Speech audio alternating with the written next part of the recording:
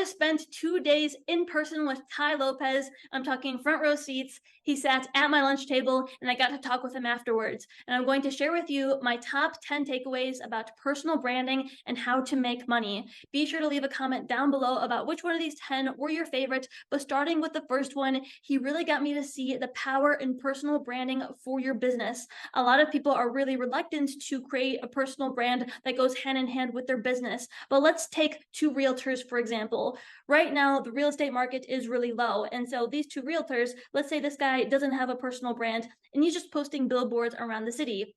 Whereas this guy over here, he actually has a personal brand. So he's posting on YouTube, on Instagram, on Facebook, on TikTok, and he's talking about real estate, but he's also sprinkling in his personality, what he's doing throughout his day, what his interests are, some of his experiences. Who do you think is more likely to get referrals? If you know of a friend who could use their services, who are you more likely to refer? The guy on the billboard or the guy who you follow on social media? And so it's important in today's uncertain economy to have a personal brand because everyone's attention is going towards social media and YouTube and TikTok and Facebook. And so when you have a presence on there, then it can lead to really good things because there's a butterfly effect. When you post on social media, then things happen in real life. You form connections with people and you can meet them in person. You get more leads, you get more sales, you get more opportunities because your business grows. And so the goal of social media and personal branding is to create an emotional human connection and also to establish your credibility. Let's say also that you switch industries, right? So maybe that guy goes from real estate and then let's say he tries out, cryptocurrency, hypothetically. He has leverage because he has his personal brand. He has an audience of people who know, like, and trust him. And so he could post something saying, hey guys, just change industries. If you need these services, let me know. And then boom, he can grow his business that way. If this guy changes industries, then he's doomed. He has to start all over from scratch.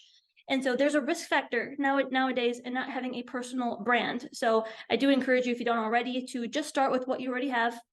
Maybe you have a small following on one of the platforms, just start there, and even your friends and family can leverage you in the beginning. So remember that when you don't give up, things can happen. And so the biggest currency right now is attention, and you don't want to miss out on that opportunity. My second biggest takeaway from this experience was just how YouTube is a key platform for growth. Two of the speakers actually said that if they could start all over again, that they would post more on YouTube. And I just want to stress the significance in YouTube and personal branding because there is no platform that gets more viewership than Google and YouTube. I'm going to put a chart right here, but that's where people are going when they have questions nowadays. They're going to Google and YouTube. And so when they come across someone who gives them value and who answers their questions, then they get to know, like, and trust them. And so if you're new to this channel, by the way, I do talk about YouTube and how to market your business organically using YouTube, so no paid ads. So if you're interested in that, then feel free to subscribe to my channel, watch more of my videos, and you can also apply for my guidance down below. But I just want to stress the importance. If you are doing a personal brand, I do recommend that you really focus on YouTube.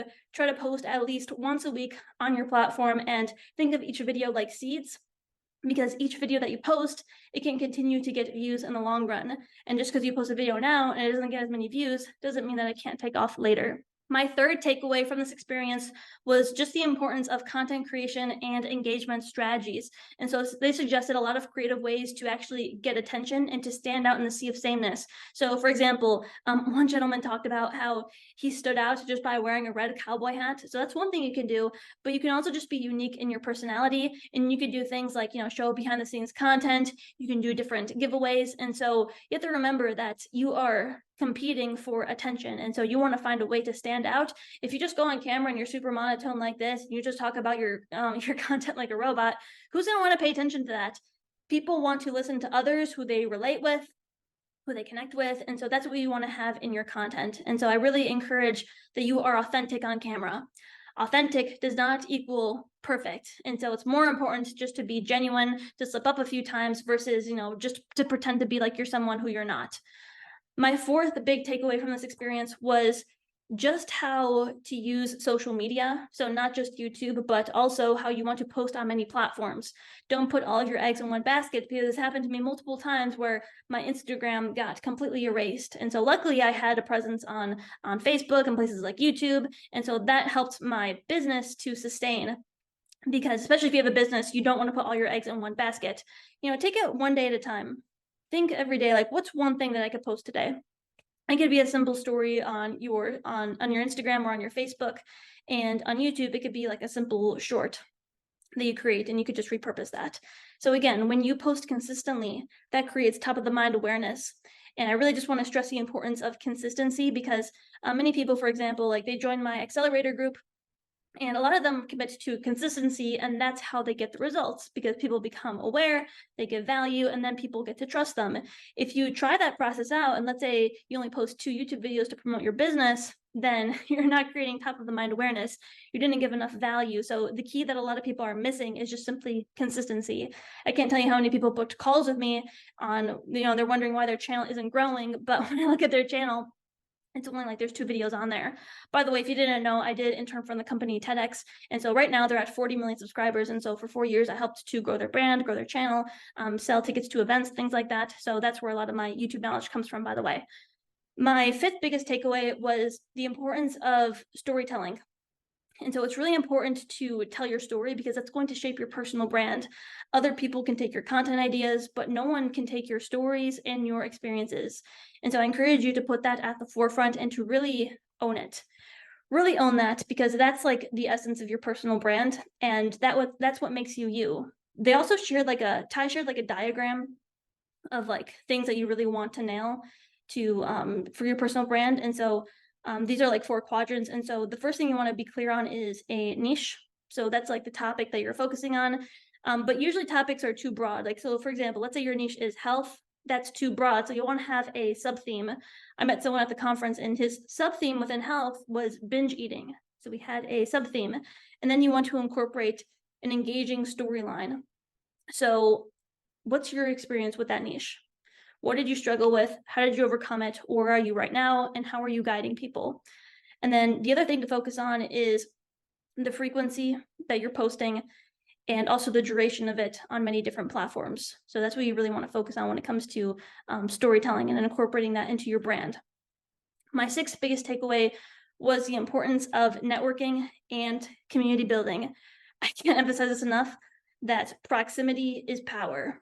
When I was sitting at that lunch table with Tai, there were some other CEOs there, and I was like, wow, like, I'm by these millionaires. And so I put a quote on my Instagram that one of the smartest things that you can do is be the dumbest person in the room, because there's a lot to learn. And so proximity is power. And when you are around people who you want to be like, then that's where magic happens. So that's how you can build wealth, because you start to think like them, you learn from them, you can ask them questions. So it's really important to build a strong network, especially if you're serious about personal branding and building wealth. You want to have a really strong network. So people who have your back if you need it, people who can share tips with you. If shit hits the fan, then you have people who you can call up. You're not just doing this business journey, this personal branding journey all by yourself. And so this is good, especially for personal branding, because that can lead to opportunities like collaborations and podcasts. And that's how you can spread your message and get your word out. A really cool thing that Tai shared is he talked about how when he was growing his brand, so when he moved to Beverly Hills, he did a lot of events. So he said every week he did events and parties. So his events were like parties at his house. He would have parties, and he also had like networking events. And that's how he became like famous in his local area. And then he became famous on a global level by his YouTube videos. The one here in my garage video went really viral, but that's how we got really well known. And so there is such a big power in networking. And that way, instead of imagine if you didn't network. Imagine if you're just trying to grow your personal brand and your business just in a room by yourself. You're missing out on a lot of opportunities, because instead of you trying to solve a problem for 10 hours, you can talk to someone. They're like, oh, I went through that too. This is a tool I used, or this is what I did. And so that's super powerful. And so connections are key. People forget that we are, social animals. We're Homo sapiens. And so it's not healthy. It's not good for the human experience just to be hunched up in a room all the time. Even if your personal brand does really well, or your business, like, you're not going to be fulfilled, and you're not going to have a lot of opportunities. And success without fulfillment is the ultimate failure. I learned that from Tony Robbins. My 7th biggest takeaway from this event was just the importance of developing different business skills and also speaking confidence. So Tai talked about how there's 2 main forms of communication. there is speaking, and there is writing. And so he really emphasized that you want to practice. You want to practice that. You want to practice communicating. So practice speaking concisely, or practice writing. You may be like a real introvert, and so if you don't like speaking, you can write. That's another way that people are taking in information and growing their personal brands. So that's why YouTube is really good too, because you could practice your speaking, and also you can use your YouTube channel as a portfolio. That's what one of my clients does, and she just shares her YouTube channel, and people who want to hire her, they look at that, or people who want to interview her for podcasts, they look at that like a portfolio. So it's good to practice like I'm doing right now, just talking in front of a camera, even if you're saying like things like or like you're mumbling, at least you're practicing, you're getting your reps in. And no one is perfect when it comes to this. I even tripped over my words saying that. And so I encourage you to practice this. And especially when it comes to a personal brand, it's really important to develop business skills, especially nowadays with everything online. Like, you want to have different business skills, like marketing. Marketing is getting the word out, talking to people. So people skills, there's a lot of business skills that you want to have to grow a good personal brand. And so moving on to my 8th takeaway from this experience is I learned how to engage an audience and also how to create loyalty with them. An interesting stat that they shared was that it takes 13 hours of someone consuming your content to become a loyal fan. And so again, this is why YouTube is really good, because let's say you just post on TikTok, and let's say you get some good views on there. How many TikToks would they need to watch in order to hit that 13 hours? It's a lot. And so on YouTube, people can watch less videos to become a loyal fan. And so also I find that people on YouTube, they tend to be more engaged. They pay attention more, whereas TikTok is more like mindless scrolling. Someone can be sitting on the toilet, versus like YouTube, people are more like invested in what you're talking about. So I do recommend posting on YouTube. Try to get those 13 hours in. Maybe you're posting somewhere else like Instagram, Facebook. Just keep that in mind. It's 13 hours. And so they also gave a lot of good strategies to increase audience engagement and loyalty. And so just to name a few, like commenting, going live. Going live, that's something I want to do more, because when you go live, people feel like they're actually in the room with you. This would have been a cool video to do live. I'm thinking about that right now. Anyway, too late for that. But the point is you want to create an emotional connection and loyalty with your audience. And so going live is a really good way to do that. Responding to comments, responding to DMs, things like that. My 9th biggest takeaway that I've gotten from this experience was scaling. So it's how to scale and expand your influence. And so they give a lot of really good tips for this. Yeah, he talked about scaling, so events. He talked about like getting on other people's podcasts. That's a really good way to scale. You can also do other things like writing a book, things like that, just to get the word out. And it was really cool. He gave like a diagram about he called it the jungle, and he was like, a lot of people, like, they want to become like billionaires, but they don't realize that they need to go into the jungle in order to get there.